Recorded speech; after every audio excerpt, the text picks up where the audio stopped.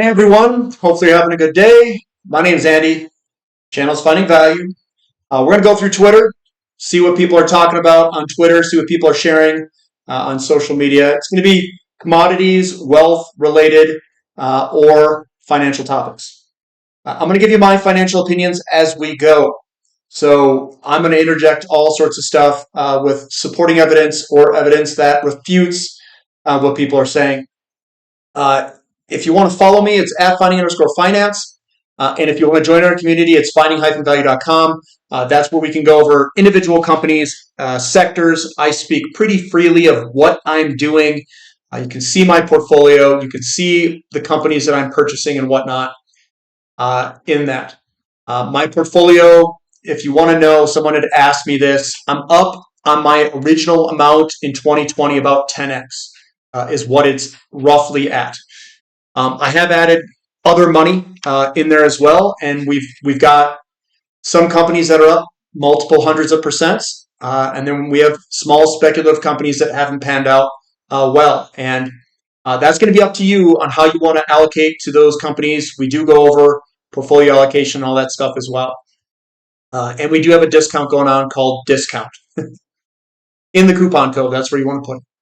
So we've got, sir, rigs don't lead to oil production, well completions do.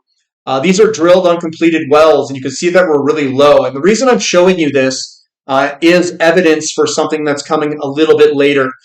So the Permian drilled uncompleted wells are way down there. They have not shot up. And this is some evidence or some things that people are talking about in the news and media that is conflicting with the data that a lot of us have. It says IEA, evidence of demand destruction is appearing with preliminary September data showing that U.S. gasoline consumption fell to 2-decade lows. Seriously, it's right here, and it's not at 2-decade lows in terms of barrels per day in U.S. road transportation demand. You can also see that drilled uncompleted wells are really low, which ties into this next one. He says, do you believe in magic? U.S. oil production magic, huh? We're way up, apparently, in production, is what they've got. The problem is we've got rig count that's going down and drilled uncompleted wells that are down. Where did this magical production come from? Why all of a sudden are we just jolting forward? There are people kind of talking behind the scenes. How accurate is some of this data? We don't know. We don't know. And we don't know if they're playing with stuff. Some of the data looks a little bit fishy, and hence, do you believe in magic? This is major demand coming for natural gas. Near 20 billion cubic feet per day in additional demand coming by 2030. These are the liquefied natural gas projects coming to North America. And they're talking about the demand and where this is coming. This is Mexican, Canadian, and American LNG projects. We are somewhere in 2023, where that little dotted line is. Look what's coming ahead of us, guys. 2024, big increases coming over 2024, 2025, 2027. Just massive increases in liquefied natural gas terminals coming. There is people talking about Goring and Rosenzweig. They're saying, guys, we don't have enough natural gas to fill this type of capacity. So I don't know what's going to happen here. What this is doing is this is tying Henry Hub pricing and Canadian AECO pricing to world pricing. It's going to tie everything together with all of this export capacity. And if we don't have the actual production capacity to ship over there, that's going to get real interesting. It's going to get real interesting. Am I partaking in natural gas investments? Yes. Yes, I am. I am looking at a lot of natural gas investments as we speak. Let me yank up what natural gas looks like just to show you guys the opportunity. I had all this other stuff pulled up. I've got it still pulled up on the other one, and hopefully it stays up. But I'm going to scroll down here to natural gas and just show you guys the opportunity there. Natural gas is cheap and it's moving positively in the direction for natural gas to outperform against a lot of the other assets out there. So nat gas is going to outperform platinum. Nat gas is going to outperform gold. You can see it rolling on up there. Nat gas is going to probably outperform uranium here. Nat gas is most likely going to outperform crude oil. It's getting a nice little drive off the bottom here. Natural gas outperforming copper. And notice that we're at very low levels in every single one of these charts. Nat gas versus Dow Jones, it's starting to come on up. Nat gas versus palladium, starting to rip it from a very low level. Nat gas against Baltic Dry Index is also very low, and Baltic Dry Index is another very cheap sector. So that's the setup there for that. And this is the capacity that's coming ahead of us. And if you tie that all together, we've got natural gas cheap against all the other assets. We've got massive capacity coming online in terms of shipping capacity of liquefied natural gas terminals. I think that's a really good mix. We also have world pricing much higher than where we are at Henry Hub. I'm going to play it, guys. I'm going to play that.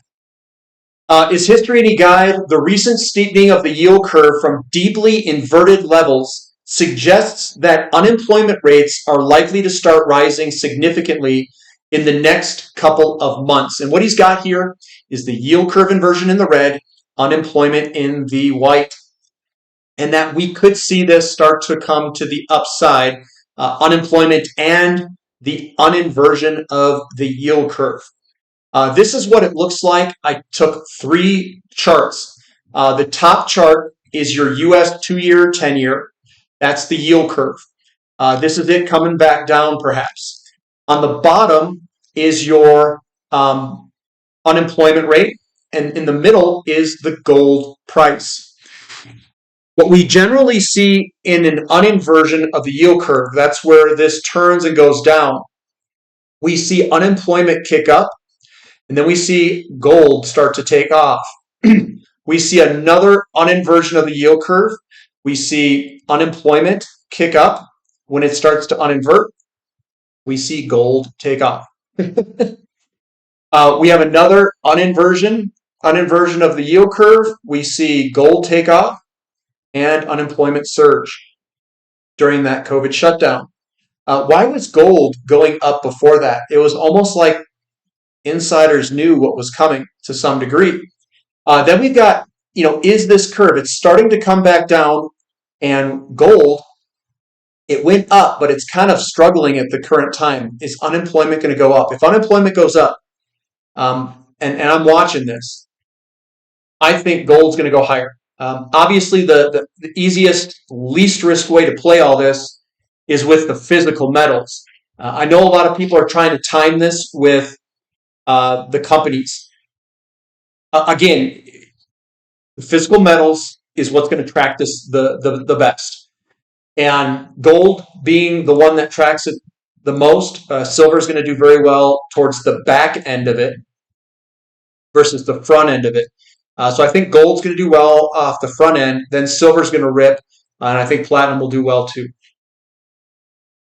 Another one from Tavi here. He says, I wouldn't want to bet against long-term inflation expectations. 2 wars are unfolding. Labor strikes everywhere. Government spending at extreme levels.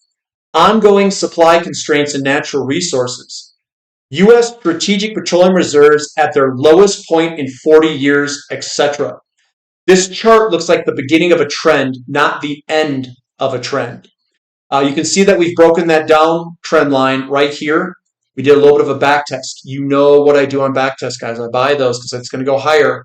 And I think we're going to move on up with the 30-year yields.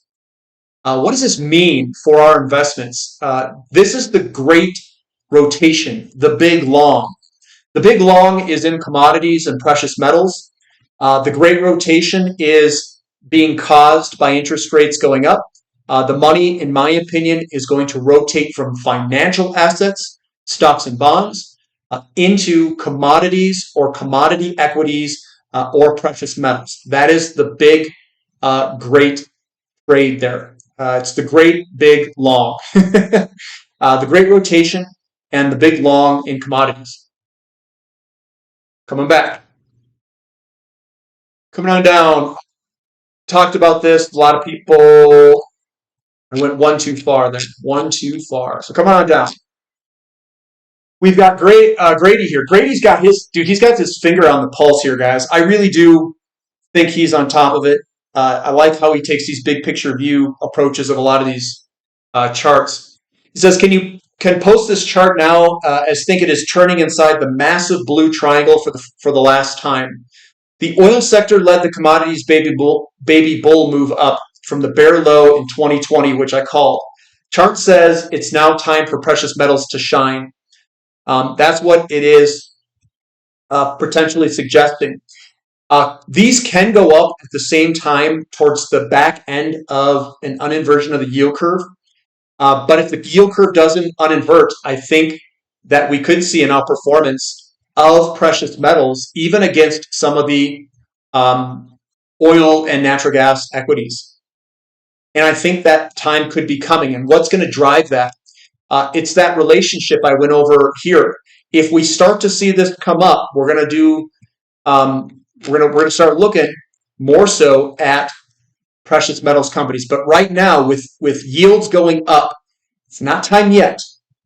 We still got a little bit more left in this tank, I think, and I'm seeing weakness still in the precious metals mining equities. So I think the physical metals are fine. The volatility is not very big there, but we could see a last kind of move down with yields going up.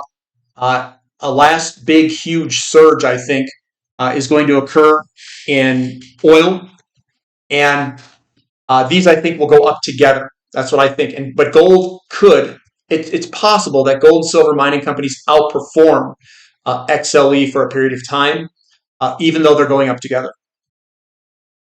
Palladium, he's got here, and I think there's a little bit more downside in palladium, but palladium has an enormous 40-year parabolic base in the making.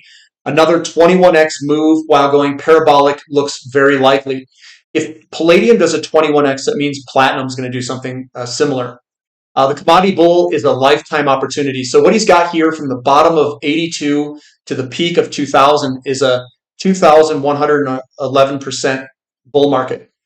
We have another 2,111% bull market in palladium from the bottom of 04 all the way till 2020. I think this time frame is probably right. 02, 03, 04 is probably coming soon. That's where everything rallies together. Even the NASDAQ can rally together. What's going to cause that rally? A lot of money printing. And we could get a slowdown first, a scare in the markets. Then we're going to get a lot of money printing, QE, whatever the heck it is. And then we're going to see all these assets go parabolic. That's my guess. And it's going to be a move from credit expansion, from inflation. Palladium's going to partake in it. NASDAQ will probably partake in it. Platinum, oil, everything. It's going to be an everything type rally, just like it was in 04, 05, that type of move. We'll probably even see real estate go up. And I know people right now think that real estate is so overpriced, unaffordable. Guys, it's the currency debasement that's coming. Gold has huge breakout versus the U.S. Consumer Price Index. This is very bullish chart for precious metals. It's now has a beauty of a back test and is getting ready. And so should you. Get educated, get prepared, and get ready for gold outperforming the Consumer Price Index. I know people are negative sentiment on precious metals at the moment, but guys, the charts are all suggesting that we could see a move in precious metals coming up here soon. So get ready. Here's another one. Gas Buddy, data showing a strong start to this week for U.S. gasoline demand. Week to date, Sunday to Tuesday, we're up 2.8% from last week and a whopping 5.4% above the 4-week average for Sunday to Tuesday. Now, here's the thing. We're seeing a discrepancy in the data here. We're seeing Gas Buddy and all these other places coming out saying demand is strong. Then we see the EIA just throwing these numbers out that are just ridiculous. So what's right? I don't know, guys. The data isn't aligning. I think that demand is higher. That's probably what I think is right. And I think the EIA is working with the government to try to lower prices. That's my um, that's my take on it. Peters and Company, Canadian exploration production companies, bought back 1.6 billion of stock in September alone, the highest monthly total year to date. With many companies soon reaching their final debt targets and stocks, in our opinion, trading far below fair value, we expect buybacks in 2024 to be very aggressive. So they're ramping up buybacks in a lot of these exploration production companies. You can see the total share repurchases in terms of dollars.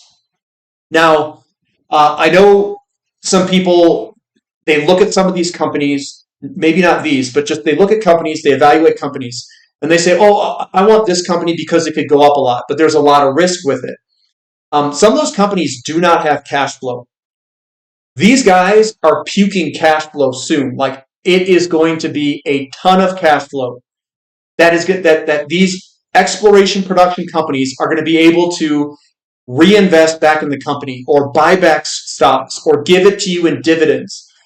Why are some, I don't know why some people are so resistant to getting paid a bunch of money. It's like, no, no, no, I don't want that money. It's like, I'm going to take it, guys. I'm going to open both of my hands. I'm going to open up my account, and I want them to shovel $100 bills right into my account. These are the companies that are going to do it. I'm not saying just Canadian exploration production companies. I'm saying anything in the oil industry, I think, coming over the next decade is going to shovel $100 bills right into your account, and they're going to do it at ever increasing amounts. It's ever increasing amounts because of the inflation and the inherent inflation protection that you get in oil. These guys are coming out of debt. They're going to start buying back stock because their share prices are cheap, their values are good, and then they're going to start paying you in dividends. This is another way to kind of hedge yourself against inflation. I know a lot of companies that are pretty good, either from a leverage perspective to gain up to the upside, and from a dividend perspective, and from a leverage and dividend perspective combined. Here's one. The curve's inverted and is moving all around, getting people all sorts of faked out, including myself. How much longer do we stay inverted? What I like seeing is a nice, good, easy trend that you see coming, but we are kind of dilly-dallying all over the place on top of this 210. Are we going to uninvert? Is unemployment going to go up? We're kind of at that transition period, and maybe it does. But I don't see gold taking off yet. It's still, when we look at gold, we'll look at gold here real quick. It is still below its resistance levels. It came on back. Now, is this a slingshot, or do we actually have some sort of downward pressure? Let's look at the futures pricing here. Oops. So we're still underneath now. So we came down underneath. We came coming back up. Is this going to come back down?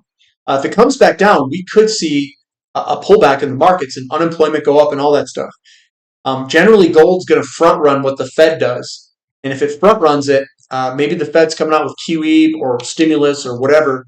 What I mean by stimulus, like they're going to back off their hiking. But right now, it hasn't broken out yet. It's still underneath that resistance. Could easily roll over. This is silver. Very big picture view of silver. It looks fantastic.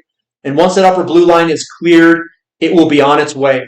And early in the month, but that is at present a bullish reversal exactly where we want to see one. It's a generational opportunity in silver. Very obvious false break back then down here. 14-year huge symmetrical triangle. We're going to try to break out here. What do we need for that to break out? I'm looking at the yield curve. And when that yield curve comes back, like when I was talking about gold earlier, that is the signal that tells us that gold's going to take off. Basically, here, TYX, TNX is the ultimate signal. It's when this guy starts to come back up. That is what we are looking for. Here's gold underneath us. We're looking from a low to a high. That's where gold rips it. We come back, gold basically consolidated, another low to high, consolidation, and then we go from low to high. And I think it's coming right ahead of us. So gold, silver, we're coming into that type of environment where it's about to rip. Do you think I've got a little bit of silver in the portfolio? Oh, come on, yeah. Come on, guys. You know I've got the silver in the portfolio. Physical is what I prefer more so than even the companies themselves. And that's where I'm going to end it, guys. That's where we're going to end it. So that's what I've got for today. Give me a thumb up for the content. Subscribe to the channel. Subscribe to the website if you guys like. Join our community. Have fun buying and trading precious metals, commodities, stuff like that. I don't really trade much. I just mainly invest, buy it, sit in it, wait for these market conditions to rotate, and then ride it on higher. That's what I do. So that's what I've got for today, guys. And we'll catch you later. This is Finding Value.